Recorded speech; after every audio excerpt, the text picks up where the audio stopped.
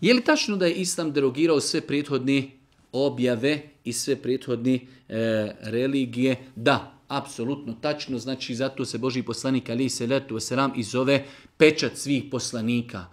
Znači, Allahov poslanik alejhi selatu vesselam u vjerodostojnom hadisu je kazao: neće čuti za mene niko od sljedbenika knjige, židovi, kršćani ili neko drugi, znači vatropoklonik, i ne povjeruju u mene, a da neće biti, kaže, stanovnici vatri. Zašto? Zato što znači inne dina inda Allahi el islam. Kod Allaha jedina prihvatljiva vjera jeste islam.